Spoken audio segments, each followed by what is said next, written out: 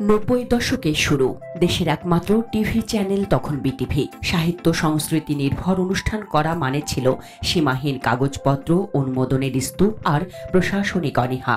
এমন এক সময় সাহসী এক পরিকল্পনা করেন কবি আব্দুল হাই শিকদার। একজন জীবিত লেখককে নিয়ে একটি পূর্ণাঙ্গ ৫০ মিনিটের ম্যাগাজিন অনুষ্ঠান বানানোর উদ্যোগ নিলেন। লেখক আর কেউ নন, হুমায়ুন আহমেদ।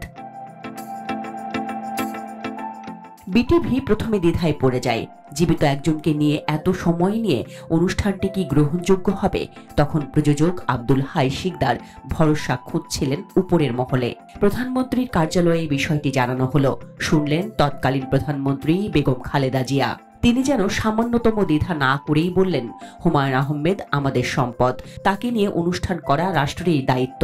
হুমায়ুন আহমেদের মতো একজন অসাধারণ গুণী লেখকের জন্য ৫০ মিনিটের একটা ম্যাগাজিন করা আর এমন বেশি কি, করুন। ১৯৯৩ সালে তৈরি হলো কথামালা হুমায়ুন পর্ব। দেশের ইতিহাসে ওই প্রথম কোনো লেখককে ঘিরে নির্মিত হলো টেলিভিশনের পূর্ণাঙ্গ অনুষ্ঠান। আর তার পেছনে ছিল খালেদা জিয়ার অনুপ্রেরণা। রাত ১১টায় অনুষ্ঠানটি দেখা শেষে খালেদা জিয়া নিজে ফোন করে প্রশংসা করেছেন প্রযোজককে। হুমায়ুন আহমেদ যখন আগুনের পরশমণি বানাতে শুরু করলেন, তখনও পাশে দাঁড়িয়েছিলেন বেগম জিয়া। মুক্তিযুদ্ধ ভিত্তিক চলচ্চিত্রটি নির্মাণে প্রয়োজন ছিল সরকারি অনুদান, সেনাবাহিনীর সহযোগিতা আর নানাবিধ লজিস্টিক সহায়তা। প্রধানমন্ত্রী নিজে মন্ত্রিসভায় নির্দেশ দেন, যদি একটি ছবিকেও অনুদান দেওয়া হয় সেটি হোক হুমায়ুনের।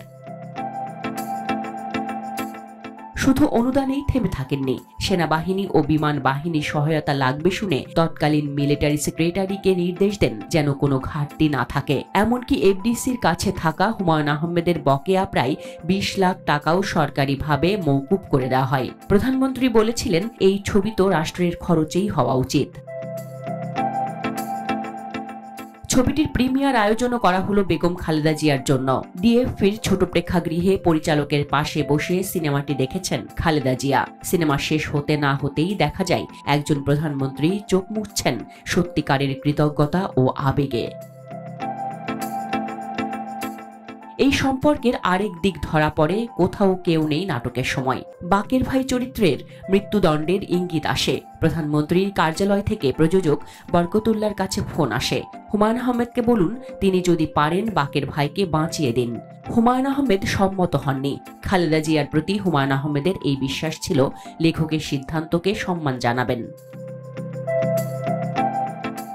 হুমায়ুন আহমেদকে ২১শে পদক দিয়েছিলেন খালেদা জিয়া। নিজ হাতে রাষ্ট্রের অন্যতম সর্বোচ্চ এই সম্মাননা পরিয়ে দেন।